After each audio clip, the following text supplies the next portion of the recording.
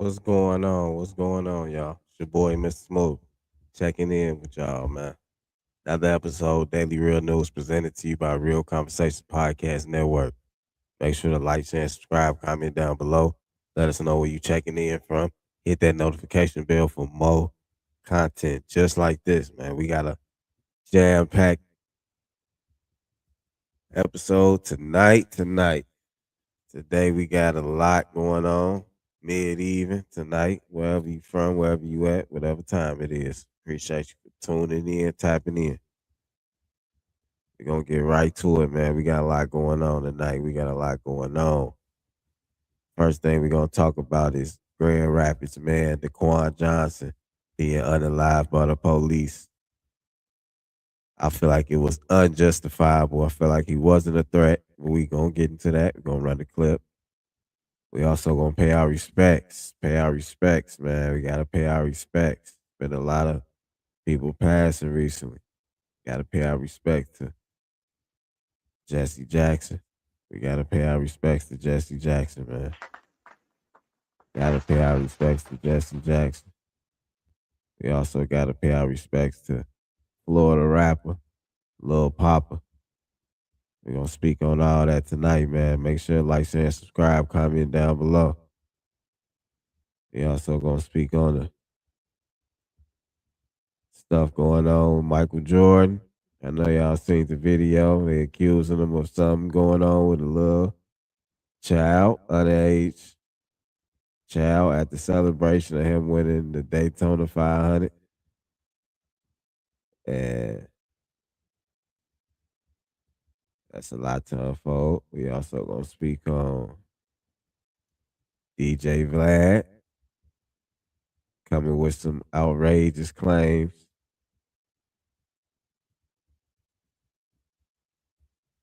You know how Vlad be, let's get right to it. And we also gonna talk about 21-year-old college student Cal Bassa Jenna, who was missing, was discovered hanging from a tree in Georgia Park. Police say no foul play. Like always, man. We gotta get right to it, man. Like, share, and subscribe, comment down below. Yeah, man. Rest in power, Lil Poppa, man, for sure. That was a crazy story, man. Crazy story, man. So much things going on out here, man. Mental health is real, y'all. Make sure to check on y'all people. We're gonna get right into it, man. Grand Rapids man, unalived by police. I said it wasn't justified. We're gonna get into the clip. Make sure to like, share, and subscribe, comment down below. Appreciate all y'all, man. Appreciate all the support. Let's get to it, man. Daily Real News. Daily Real News. Let's go. Doing coverage of breaking news we've been following since Wednesday night. Daquan Johnson shot and killed by Grand Rapids police. And this morning, we're expecting Michigan State Police to continue their investigation into what happened. We've talked with Johnson's family, neighbors, the Grand Rapids Police Department, and community leaders about what happened. 13 on your sides. Aaron Sullivan live this morning in Grand Rapids. Aaron, good morning to you. What are we hearing from those groups? Emily, Tanner, well, a question from the community this morning is, why did Daquan Johnson have to die? We know that Johnson was riding a bike Tuesday evening after officers stopped him. While attempting to stop him, they said he wasn't complying. Now, Grand Rapids police did share this body camera video saying Johnson ran, so they used a police dog to attempt to stop him. That's when they say Johnson pulled out a gun and an officer shot him. But Johnson's family is sharing a different video this morning, saying he was on his stomach when he was killed. Well, my son, nowhere in that video was he resisting. I saw somebody laying on their stomach with a dog on their back and 2 police officers behind them. And then I watched them shoot my son 4 times. He wasn't just my nephew, but he was a son.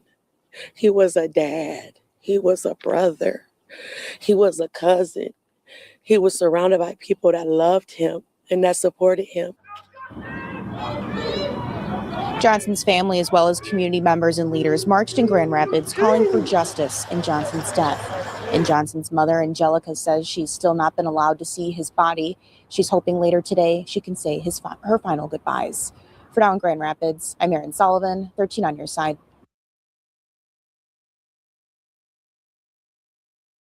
At this point,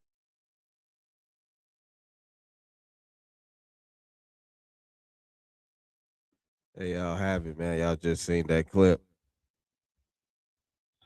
Let's give our condolences to the family, the Johnson family. Had to witness that footage. They say he ran away on a bike, and they said he had a gun, but the mom said his gun was found in his bag afterwards. Like he never, he never aimed a gun at them or anything. And they put a police dog on him while he was getting bit or whatever. After he got bit, they, unalived him. 4 shots to a man under a car. 4 shots. Did they really have to do that, or was that over overkill? Was it justifiable? Was it unjustifiable? Like, here we go again. Another situation just like this. Top of the year. I feel like Daquan did not deserve this. I'm stamping that, man. He didn't deserve that, man. Untimely, unnecessary, too much authority, abuse of authority. Those cops, in the court of law, where they get away, or will they face some time? We never know. We might know years later, but the family grieving right now today. You hear what the mama said? Seeing her baby get shot on camera, on the body cam. How you think she feel about the police, or how she always felt about them? This just gonna intensify all the feelings of the whole family. Nobody should go through this, man. The world we in today is just sad, man. It's real sad. I just wanted to bring that to the forefront because I'm just hearing about this news. Like, honestly, right a few minutes before the show started. So I just want to give condolences to Daquan Johnson family in Grand Rapids, Michigan. Daquan Johnson. I pray that your soul is at rest. I pray that your family will find peace, will heal in time. We pray that the law will be the law and handle their business like they should, right? Or it's gonna get handled in the streets. Let's be real. Let's be real, man. Shit like that go down. Ain't no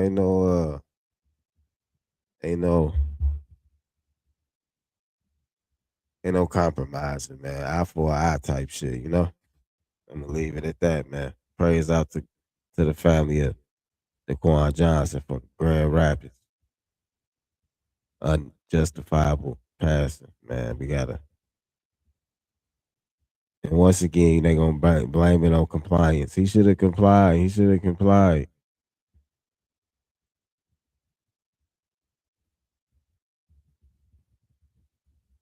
Next topic.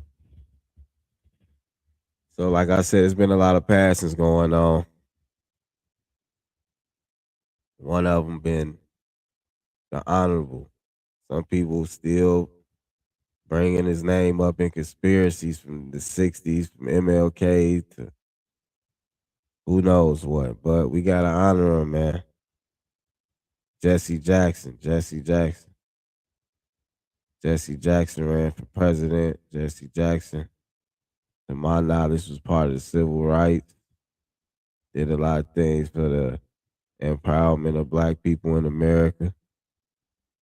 To my knowledge, he coined the term African American. Let me know in the comments if I'm wrong, but he's been fighting for a long time for the injustice of black people. Some people will agree, some people might not agree, you know. That's to each his own, but we gonna give him the respect though. Just on being a elder, now he's an ancestor. You know, we gotta show respect when it's due, man.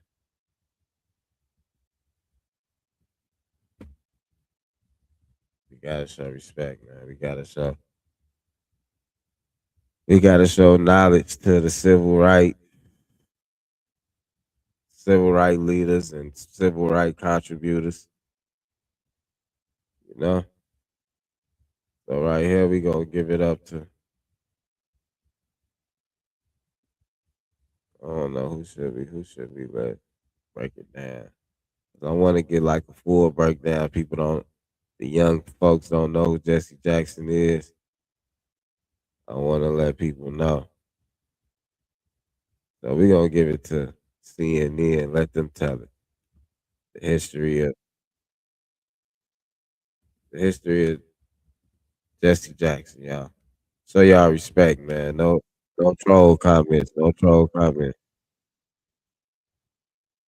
Let's go. Like, share, and subscribe. Daily Real News. Daily Real News. Let's go. Rest in power to the Reverend Jesse Jackson. Black History Month. Another one bites the dust. Much love, Jesse Jackson.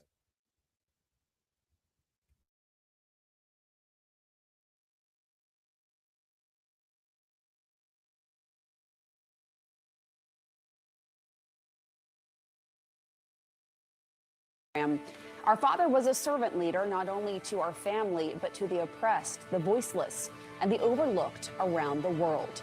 We ask you to honor his memory by continuing the fight for the values he lived by. CNN's Abby Phillip has a look at Jesse Jackson's life and legacy. Jesse Jackson's life was defined by a relentless fight for justice and equality. I was born in Greenville, South Carolina, in rampant radical racial segregation. I had to be taught to go to the back of the bus or be arrested. Those early experiences drove Jackson to join the civil rights movement. The fact is, against the odds, we knew there were great odds, we were winning. In 1965, he began working for Reverend Martin Luther King Jr. I learned so much from him, such a great source of inspiration. King named Jackson to lead Operation Breadbasket in Chicago, an economic justice campaign for Black people. However, some say King was frustrated by Jackson's brashness and ambition. I'm sure he thought I needed more time. I was 24 years old. Both men were in Memphis in April 1968 to support striking sanitation workers. King and other civil rights leaders were staying at the Lorraine Motel. He said, Jesse, you know, you don't even have on a shirt and tie. You don't even have on a tie. We're going to dinner. I said, Doc, it does not require a tie, just an appetite. We laughed. I said, Doc, and the bullet hit. Everything changed at that moment. It was a defining moment in the history of our struggle. With King gone, his movement was adrift. Years later, Jackson formed Operation Push, pressuring businesses to open up to Black workers and customers and adding more focus on Black responsibility, championed in the 1972 concert Wattstacks. In Watts, we have shifted from burn, baby, burn to learn, baby, learn. And he expanded his own global reach too, helping to free U.S. Lieutenant Robert Goodman, who was held by Syria after being shot down, and later other Americans held in Cuba and Serbia. I learned how to negotiate as an African American growing up among white people. You have to negotiate every day. The Reverend set his sights on the White House in 1984. Milking cows an hour, they're coming back to the inner cities. So I learned a lot during that period. First thought of as a marginal candidate, Jackson finished third in the primary race with 18% of the vote. That campaign almost went off the rails when Jackson used an ethnic slur to refer to New York Jews. There's mistakes and they hurt. He ran again in 1988, this time doubling his vote count and finishing in second in the Democratic race. Keep hope alive on tomorrow night. At the time, it was the farthest any Black candidate had gone in a presidential contest. But 20 years later, when President Barack ran, we were laying the groundwork for that season. In 2017, Jackson had a new battle to fight, Parkinson's disease. But that didn't stop him. If you hold on, if your cause is right and your grip is tight, you'll make it. Late in life, he was still fighting. He was arrested in Washington while demonstrating for voting rights. His silent presence at the trial of Ahmaud Arbery's killers prompted defense lawyers to ask that he leave the courtroom. Jackson stayed. I am somebody. I am somebody. From the Jim Crow South, through the turbulent 60s, and into the Black Lives Matter movement, Jesse Jackson was a constant, unyielding voice for justice. May his memory be a blessing. That was CNN's Abby Phillip reporting. She even wrote a book about Jesse Jackson. Reverend Jackson is survived by his wife, Jacqueline, their children, grandchildren, and extended family.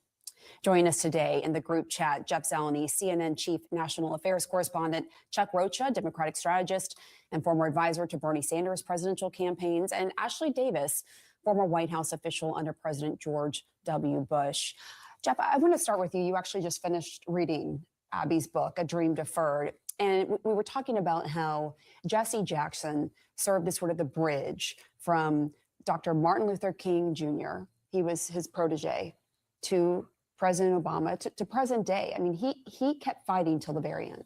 There's no doubt about it. And the towering legacy and figure that Jesse Jackson is unparalleled in America's 20th century.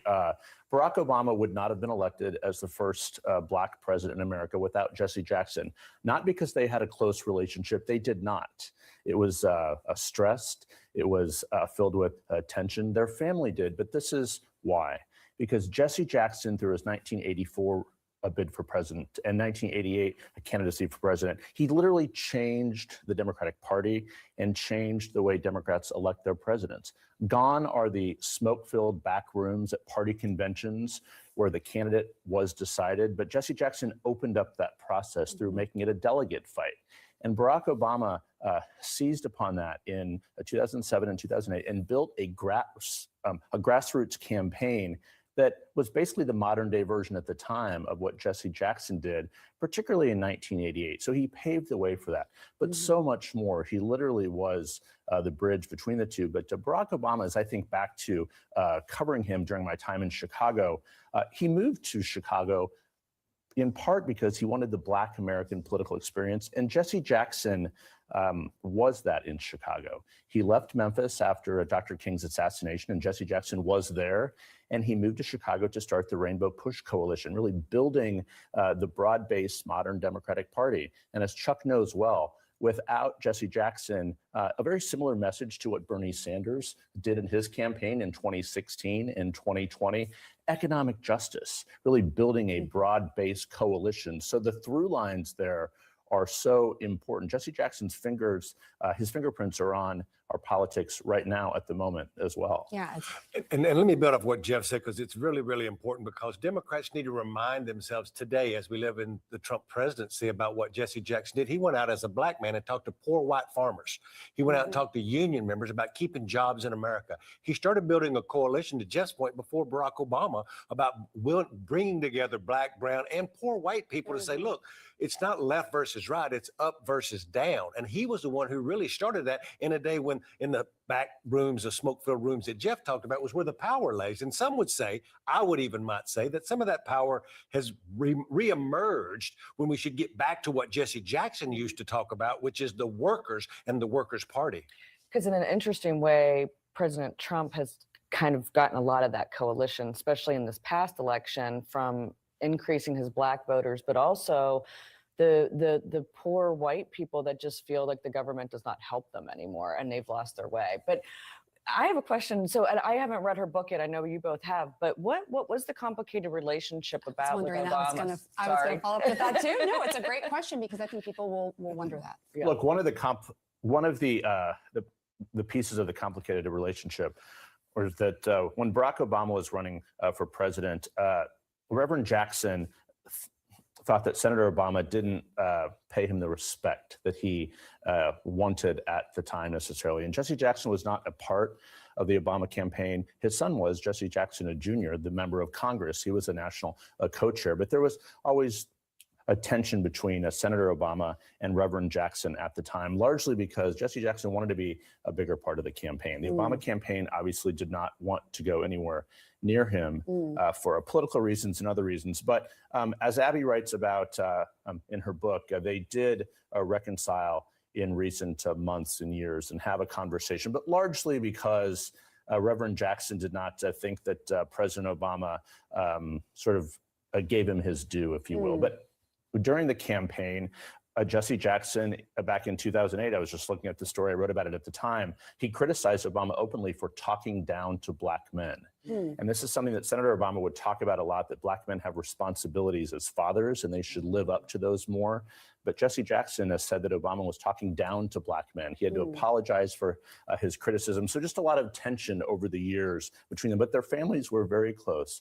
The maid of honor at the Obama's wedding was the oldest daughter of Jesse and Jackie Jackson. So they are deeply intertwined because of the South Side of Chicago. But back to Chuck's point, some of the most iconic political images of the 20th century will be Jesse Jackson on a farm in Iowa, on a tractor, surrounded by hundreds of white farmers who were caught up in the farming crisis of 1980. Jesse Jackson was their voice.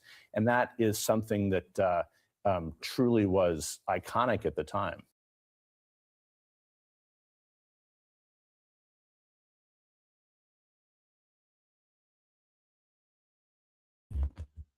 Yeah, so there y'all have it, man. Let y'all get a history lesson on this Black History Month. Rest in power, Reverend Jesse Jackson. Y'all see all the accolades he did, you know, put on for the Democratic Party, Rainbow Coalition, civil rights leader. Did a lot, you know, did a lot with his time. A lot of people still putting him in conspiracies like he had MLK, you know, like he had some dealings with the assassination, but you know, we ain't even got time for that. That's so old. Like we shouldn't even be really focusing on that type stuff no more. But rest in power, Jesse Jackson, man, real leader. You know,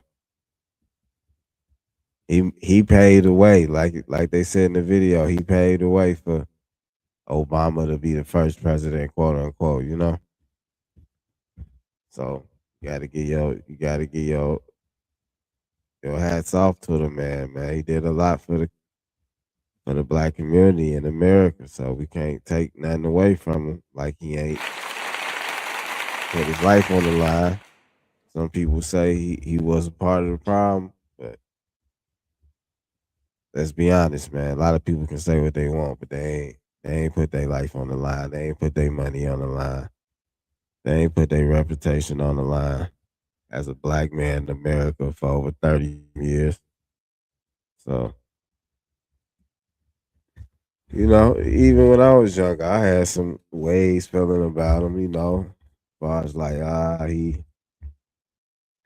he one of them ones. He one of them ones like a mainstream black guy, token black guy rather. You know what I'm saying? Like he ain't really for the people, but I was young. I was misinformed. So once we get older, we got to be more informed, searching for knowledge. And, you know, I found out a lot of other things he did as well. So, you know, think about him what you want. Just give respect due when it's due, man.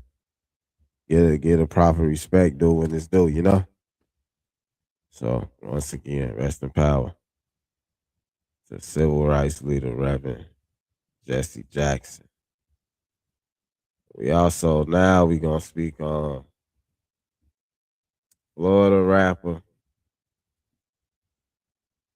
Lil Poppa. We gonna speak on what happened, you know, so many conspiracies going on. Let's put a official news segment video about him. I believe this is a Florida newscast. So First Coast News. Let's give it up for them. Giving us the story. Fans around the world don't know what's going on, man, but R.I.P. Lil Poppa, man. Daily Real News. Let's get right to it. Across the U.S. are mourning the loss of a Jacksonville rapper. That's our top story tonight. Thank you for staying up with us. I'm Anthony Austin. I'm Heather Crawford. Lil Poppa, born Janarius Wheeler, has died at the age of 25. The medical examiner's office in Fulton County, Georgia, confirming his death to us. The Jacksonville native built a loyal fan base. Christina Burgess has been speaking with those who grew up with him. And Christina, they tell you that his legacy will live on. Heather and Anthony, Lil Poppa was more than just a rapper. He was a hometown dream turned reality. At just 25 years old, he built a powerful voice for himself in the music industry. Now, as friends, family, and fans try to process his sudden loss, those who grew up beside him say that he was bigger than just music. He was just a great guy. Outside of the music and the artistry, man, he was a good human. And I'll never forget him. Jacksonville native and music producer Scotty OTH says he grew up with rapper Lil Poppa, and the two shared big dreams. I was making beats, then he was making music. In 2019, 18, we ended up making, our first track together. Outside is deeper than music. That was family to me. We called each other cousins. Scotty says his grind was unmatched. Very hard worker. I ain't never seen nobody outwork Poppa.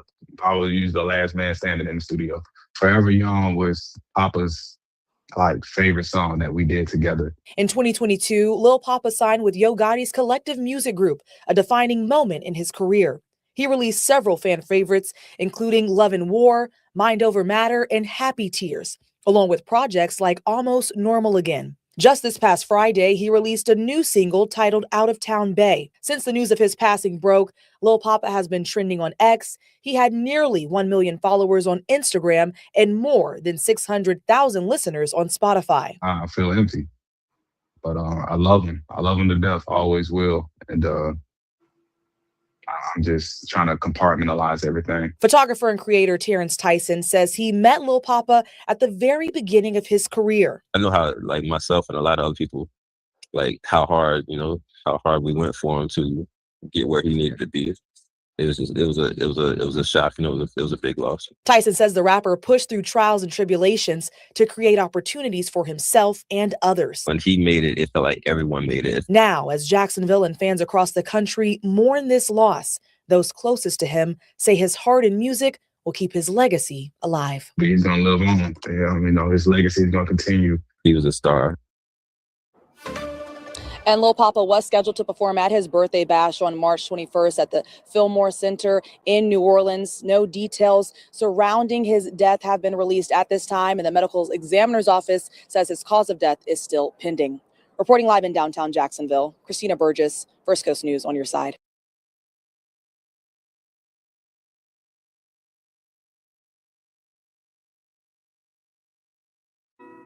Man, what's up, everybody? Welcome back to another episode of EOS. It's 1090 Jake, man. I'm rocking with y'all rocking with me. And for this video, we're going to be speaking on the tragic death of Jacksonville rapper Lil Poppa and how it actually happened. Now, you don't have to crash to get cash. There's an app called Free Cash in which all you have to do is play video games on your phone and they will pay you. The app is fully transparent. You're going to see what you're going to make. You're going to pull out what you made. And now if you sign up with my QR code, you'll get a $5 bonus. I'm rocking with y'all and y'all rocking with me. I don't want to see y'all end up in one of my videos. So go ahead and hit that link in the description and get that free cash. Fans across the U.S. are mourning the loss of a Jacksonville rapper. That's our top story tonight. Thank you for staying up with us. I'm Anthony Austin. I'm Heather Crawford. Lil Poppa, born Janarius Wheeler, has died at the age of 25. He grew up. Want to break into cybersecurity but don't have experience? The Google Cybersecurity.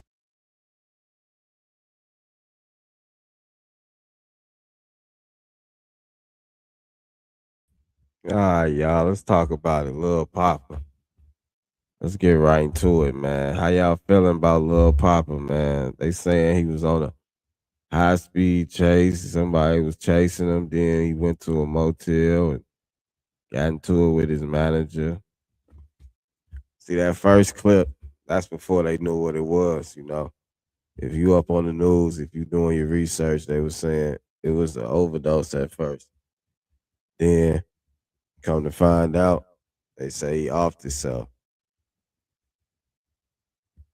They say he took his own life, so unalived himself. So people blaming it on mental health. People saying he was being chased to get unalived. So he was panicking. He was nervous. Some people say it don't add up. It don't make sense. Some people say they always using this certain narrative. People unaliving themselves is just like a real ploy and plot and cover up for other things that's really going down. And some people just saying it's it's how the industry work, man. Your time span ain't that long. I've been hearing a lot of different angles and how people have been approaching this tragic incident, but I feel like it come down to mental health, really. If the situation what they say it is, we can never believe the news, even though this is daily real news. We giving y'all what we being told on the media. We just giving you our take on it. That's why it's daily real news. It's our real takes on news, trending topics that we approach a different way. And we feel how we feel and we stand on what we feel and we give y'all our raw opinions on what's going on. So make sure you like, share, and subscribe, comment down below. Hit that notification bell for more real opinions on daily real news. Let's go, man. Lil Poppa. Feel like it's a tragic situation. We might not never know. Once again, all these unalivings, we might not never know the true 100% fact of the situation. We got to live with that. We got to know that, unfortunately, these stories, this rap genre, we ain't new to just crazy stories out the blue of people being unalive in mysterious ways and we never knowing what happened. And we just keep building conspiracies on and on after years, year after year, year after year. The plot just thickens. We still talking about Tupac ain't alive. Tupac's still alive. So we gotta understand what type of world we in. We love to keep a conspiracy, including myself. I ain't no better than nobody else. I want to know the juicy details and all that type shit too. So let's get right to it and don't act like we don't. RP to Lil Pop is sad, man. Mental health. Check on your cousin, check on your brother, check on your sister, check on your daughter, check on your son, check on your wife, man. See how they mental doing, man. You never know what's going on till it's too late, right? So next topic. Let's get right to it, man. If y'all feeling this, make sure y'all like, sharing, and subscribing, man. Make sure y'all commenting. Whether you don't like it, my opinion or not. Let's dialogue. Let's talk about it in the comments. I'm known for clapping back on the comments, man. Let's get to it, man. Let's keep the show going. So recently, y'all, if y'all ain't heard, DJ Vlad Putin, DJ Vlad the Butcher has once again got himself in a sticky situation. And once again got people talking and once again got some messy bullshit, gossip type shit going on.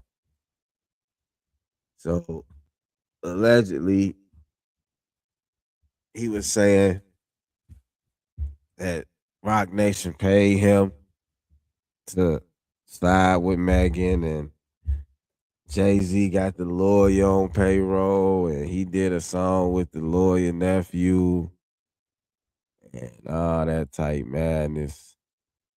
And he got a lot of police departments on his payroll.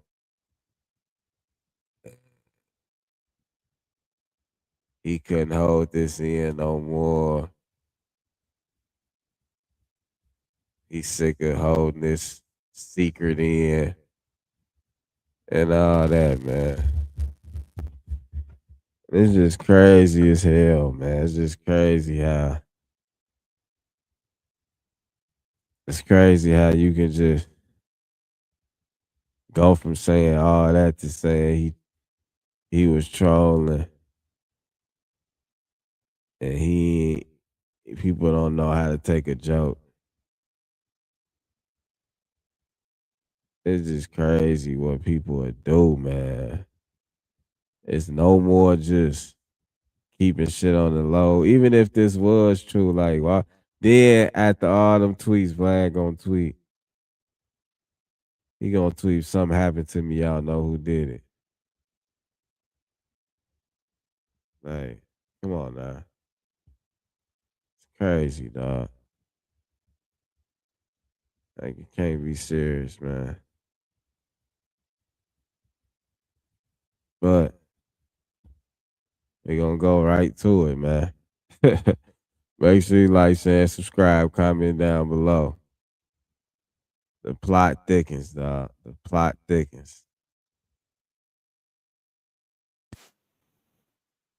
Media. It's all content. Let's go. When you put out this story about Tory Lanez and Rock Nation, because you said a lot of crazy things, and I don't want to tell people what you told me. I want you to tell the people. It's at about, I don't know, 13, 14 million impressions on that one tweet. Mm-hmm. Then if you count all the other, media outlets that picked it up and the TikToks and, the Instagrams and the other Twitter accounts, probably 100 million, easy. So what made you wake up, right, Uncle Murder? Mm-hmm. We was thinking, what made him wake up and want to troll today? Because it seemed like, was it trolling or what is it? What is it to you, Murder? It seemed like Vlad is trolling. I think you're trolling because I'm like, this can't be true. I don't see these guys paying him to do all of these things. But it's everywhere right now, so everybody want to know. And I'm glad you gave us the exclusive interview and all that, Vlad. Right. So tell us, because I thought you was hacked. I said Vlad got to be hacked or Vlad is trolling. So get into the story with Rock Nation and Tory Lanez, the biggest thing on the internet. Let's get into it on The Real Report. All right. So I've been talking about the Tory Lanez Megan situation right after it happened. And as the information came out, and as, Megan said that I'm going to testify, I've quoted you a lot. If you have someone that you shoot and they get on the stand and say, you shot me, right? And this woman on top of that, there's a very slim chance you will beat that in trial. You might as well just plead out. So as they're going back and forth, he's antagonizing her and, she's responding and everything else like that. I start saying in my interviews, Tory's going to jail. And I was like, oh, you're a hater, whatever. And I'm like, look, based on what I see, he's going to go to jail. He DM'd me, trying to figure out what I know, calls me a cop, whatever else. That's whatever, man. I'm so not Tory Lanez DM'd you and called you a cop? I never knew this. Yeah, he did Free that. Tory. That's whatever, man. Free Tory Lanez. I don't care about that. I think Tory Lanez is a dope artist. Definitely. Vlad have been called all type of names. What was that? I said you've been called all type of names. All types of names. All types I of agree. names. I agree. Vlad is my friend, though. Vlad is my friend. He's my guy. He helped me with a lot of stuff with learning about this podcast thing, and he never really hated on anybody from what I see. Now, does he pick on people sometimes? He doesn't know. He does, Murder. Yeah. And it's cool. And this time you're picking on Rock Nation and Tory Lanez. Well, not Tory Lanez, just Rock Nation. No. I'm not even picking on Rock Nation. So basically, leading up to the trial, I was one of the only people in hip hop media that kept saying Tory's going to be found guilty and he's going to go to jail. That doesn't make me a hater, doesn't make me a snitch or a cop. It's just based on the public information. I was following the trial. I'm like, he's going to go to jail. And everyone, whenever I did a poll on Twitter or, YouTube, 80% of my viewers said, no, he's going to beat it. He's going to walk away. She's lying, whatever. I predicted it too. Not to cut you off. I predicted it too. Remember, I said it to you. I said, nah, when you got somebody that's saying you shot them, I don't know. The case is not looking. It's not looking good, right? Mm-hmm. So lo and behold, he gets found guilty and he goes to jail. Mm-hmm. And he files an appeal and the appeal falls through. And you think that that's the end of it. But constantly you see all this news footage that keeps coming out where it's like, yo, no, she never got shot. He actually had a press conference, like his lawyers had a press conference that said he didn't shoot her. Kelsey was shooting the gun and he hit her arm. The gun fell to the floor and fired twice. And that's how she got hit. Now, listen, man, I'm not Nicholas Irving, the Army sniper, but I have handled guns throughout my life. And I can tell you, If I threw a gun on the floor 1,000 times, I don't think it would fire twice. That don't sound too believable, but yeah, I know what you're saying. I know what you're saying. So that morning, a bunch of like Daily Loud and a bunch of other like Dama's News, I believe, and a bunch of other like media outlets that I follow starts running this video of Tory's lawyers saying that Kelsey's bodyguard has come forward and said that Kelsey's the shooter, not Tory.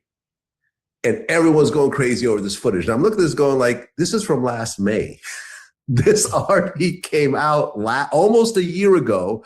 The appeal went through and it didn't happen. The appeal was struck down. And so I posed this. I'm like, yo, you're an idiot to think that this is somehow news and that this is somehow going to overturn this. And people in the comments, yeah, but you know, Rock Nation, they bought off the jury. Now, Rock, it's really Jay-Z. Because remember, Tory's dad, like after Tory was found guilty, went on this whole rant where he was screaming about Rock Nation and Jay-Z in the courtroom and everything else like that, right? So I said, okay, listen, like this has gotten so stupid at this point that I'm going to just do a tweet where I'm going to take every conspiracy theory around this and just list it one after the other. I got paid by Rock Nation. Jay-Z paid off the jury, and he paid off the judge and did a verse for the judge's grandson. Right? Oh God. And he paid the Mexican dude to stab Tory in prison. And he paid off the doctor to say that she got shot when she really wasn't. And he paid off everyone else. Like yo, and I'm like, okay, this is so stupid that no one's gonna believe this. So you're saying the internet does what it does best. Twist stuff up, change stuff, conspiracy theories. But you know why I was trolling? Because you had to know the Jay-Z verse was crazy, but him getting stabbed by Rock Nation and all that might be believable to some people. It might be believable. It might be believable. So you mean to tell me that Jay-Z, where he is in life right now, right? He's a billionaire. He's considered one of the greatest ever. He's going to risk all that to pay a pedophile, a Mexican pedophile, to do a murder in prison over a guy with who's antagonizing an artist that's not even a big priority to Jay-Z. But Vlad, you're a credible. Listen, you're a credible source to the culture. Yes. So people are like, a lot of people are like confused from what I'm hearing. Yeah, you know what I'm saying? It's a lot of. It's just coming from you. So people don't know if you're hacked or you was trolling or. I was not hacked, man. I was trying to prove a point, and I proved it. That no matter trying to prove whatever stupidity you put out there, there's going to be millions of people that eat it up, and I was right. No matter how stupid it is, no matter how totally unbelievable it is, there's going to be someone that eats it up. And look, millions of people ate it up. Millions. I proved my point. Did I prove my point?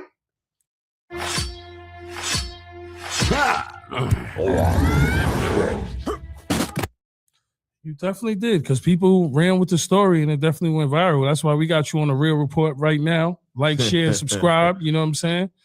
And we get to everything that's real. So where do we go from here? Because you're a credible source. You're part of the culture, Vlad. So people like, what are you hearing?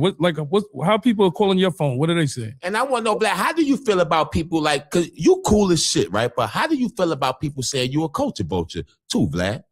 This the Real Report, so we really want to know. Vlad doesn't care. He has a lot of money, ladies and gentlemen. But I want to know how he really feels about that, though. Because he's been a part of the culture for so long. Very long. So for people to say that, how do you feel about that, Vlad? Yeah. I mean, what's interesting is that the both of y'all, I was like doing interviews with the both of you before Vlad TV. Yep. You guys are part of Vlad's DVD era. Facts. For real. So you guys know how far I go back. Man, I don't care about that. Every white person in hip hop is called that at some point. You know, Steve Rifkin gets called that, and look how much he's contributed. Take Lyor Cohen out of hip hop, and you would have a very different hip hop. People don't want to admit that, but there's a reason why he became president of Def Jam, and then the head of YouTube Music. He had he was president. He was a chairman of another. He was chairman of, I think, Atlantic at one point. Like, I may be getting it wrong, but it's like, I'm fine with being called that. But, at the end of the day, it's like, at what point do you just say, We have to use our common sense. What's interesting about that particular tweet is that there's probably maybe like at least 100 replies where people are asking Grok, is this real?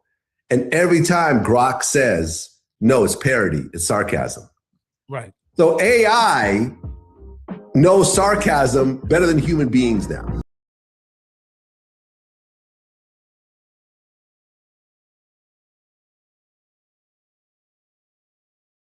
How y'all feel about that, man? DJ Vlad, man, he be full of shit a lot, man. Why he even do that? Why he even come up with all the sarcasm and all the fake news and like, why would he do that? Like, that's what I be telling y'all, man. That's some real industry plant, some real deceitful type. Let me just make the world just like Tony Ayo said, you got a powerful voice. The coach will believe a lot of things you say to be true. So why would you stir up the pot this bad just for publicity, just for likes and views and clicks? The first thing he said was the tweet got 100 million retweets or whatever. Like, come on, Vlad. Come on, man. You getting pitiful, man. Like, your interview's good enough. We love the interviews. I'm not subscribed because of the shit you did with Farrakhan years back. But that's my personal beliefs and my personal feelings about that. But it shouldn't even be about you. Like, I know it's Vlad TV, but aren't you based from an interviewing platform? You behind the camera. Now all of a sudden everybody you interview gotta interview you. Like, it's getting real tricky over there, man. But Vlad, you a piece of work, man. You a type of motherfucker that just love the attention or some shit, man. Like, is you doing it for clout now? Like, come on now, your pedigree, your work you have done in the past. Come on now. Like, the work you done in the past speaks for itself. You don't gotta do all this. You don't gotta play these roles. You don't gotta run the fake narratives and the gimmicks and the comedy shit. Like, you better than that, I thought. Honestly. To what it's worth, man. I thought you was better than that. I thought you was just being on your journalistic tip, getting news and information and interviews. The people want to see the juicy questions, the policey questions. I thought that was your lane. Now it's your lane to just stir up shit and be in the gossip sites and the blogs. Whatever, man. If y'all like it, I love it. I really don't, but let's move on, man. Let's talk about this last topic. This is fresh on the press, too. 20-year-old college student Cal B, who was missing, was discovered hanging from a tree in Georgia Park. Police say no foul play. We gotta get into this, man. Like, how y'all feel about stuff like this? Like, how do y'all feel? Like, honestly, this is crazy, man. Every time African Americans get found hanging from a tree, they always say no foul play. I do not know what this type shit be about, man. It'd be weird as hell. It'd be weird as hell for real, man. We're gonna get right to it. Shout out to Tabitha Speaks Politics. We're gonna get right to it, man.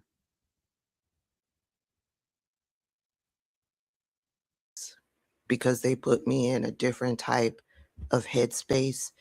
But seeing that there's only one local news station that I've seen talking about this story, yeah, I figured that I needed to use my platform to let folks know in Georgia that they are hanging us here in Georgia.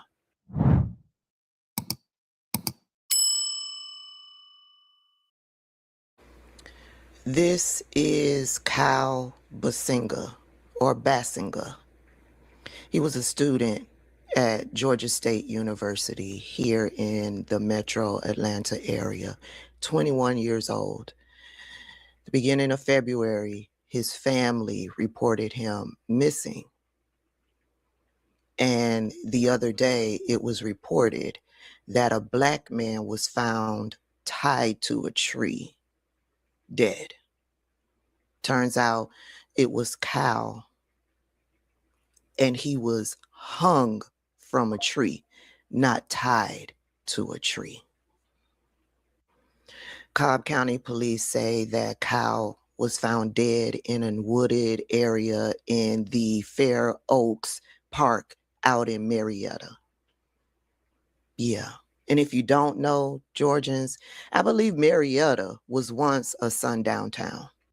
Detectives are saying that there is surveillance video, and based on that video, they only see Cal going into the park, into this wooded area. No other individuals were seen going into this part of the park where Cal was. And based on this, they are investigating this case as a suicide pending the results of an autopsy report. It is also being reported that Kyle's family is confirming that he was found hanging from a tree, not tied to a tree. They are focusing on burying Kyle. They haven't been able to get involved in a lot of the conversation that is taking place out on social media regarding this case. Investigators are not looking into any hate crime possibilities. They aren't looking at this case as possible foul play. It's not being investigated as a homicide. It's solely being investigated as a suicide, pending the autopsy report. So as of right now, everything is on hold pending the autopsy report. I just want to make it clear that Black men do not hang themselves from trees.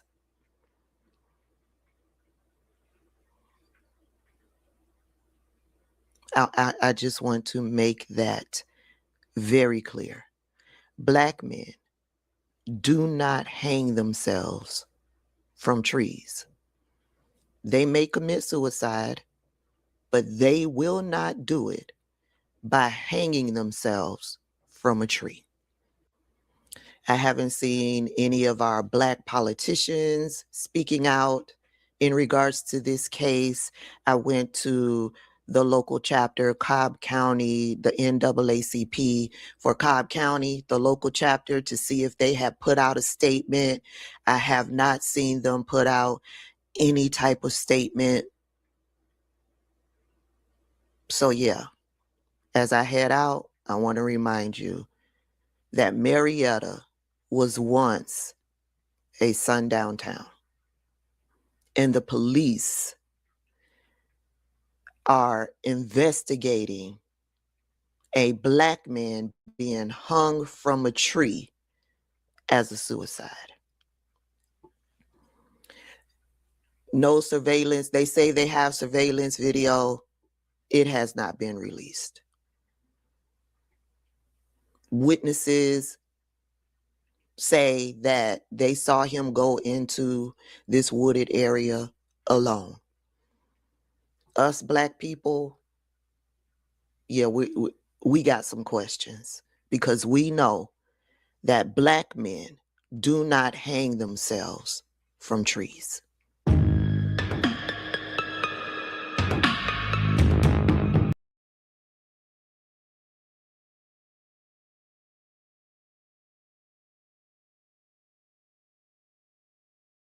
What's going on? What's going on? How y'all feeling? Once again, rest in power, Cal B. That's crazy. Like she said, Black man ain't known for hanging themselves. They said wasn't nobody with him when he went in them woods.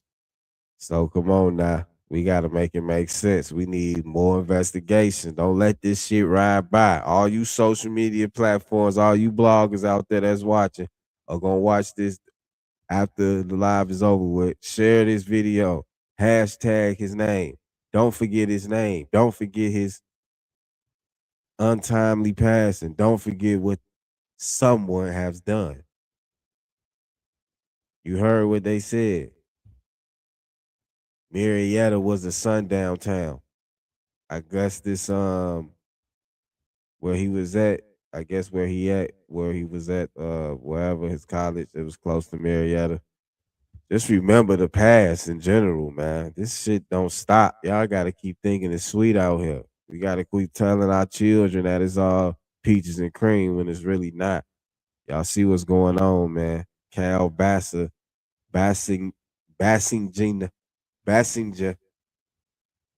Cal B.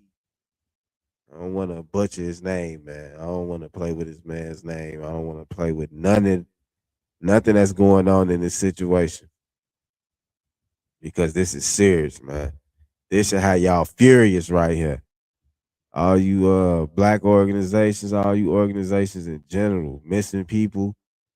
Let's do some forensics. What's going on? Is it any fingerprints on this young man's body? We need answers. His family need answers, y'all.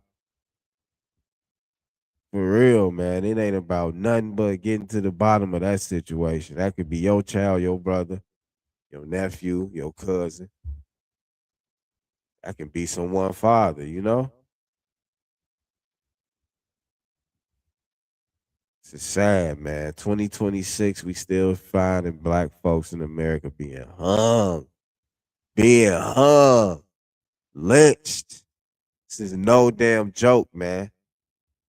I don't know who giving it to y'all like this, man. Daily Real News, daily real news, man. It's your boy, Mr. Smooth. Like, share, subscribe. Hit that notification bell. Hashtag justice for Cal B. Hashtag justice for DeJuan Johnson. Hashtag rest in power Jesse Jackson. Hashtag rest in power Lil Poppa. Hashtag mental health is real. Get them hashtags flooded, man. Get them hashtags flooded out here in the comment section, y'all. Let's get to it, man. Spread the love, spread the light, spread knowledge, wisdom, wealth, encouragement. DeQuan Johnson, man. He ain't deserve that. Unjustifiable. Cal B didn't deserve that. He was only 21 years old. Let the man live, man. Let the man live. What about his mama? What about his brother? What about his family members? Can they sleep at night? Are they gonna just wither away from a broken heart? It get real in the field, man. Make sure you tell you love to who you love, man. All the special people out there. Stay connected. Stay with like-minded people, man. It's crazy out here. It's too many of these stories that's not being solved. It's not being no closure left in the case. Imagine that mama had to get that call. Your son been found hung from a tree. Come on, man. I'm going to end it like that. Like, share, and subscribe. It's your boy, Mr. Smooth, man. I appreciate y'all. Love y'all. Comment down below. Like, share, and subscribe. Let's go, man. It's your boy, Mr. Smooth. We gone. Till next time. Daily Real News. Presented to you by Real Conversation Podcast. We out. Love.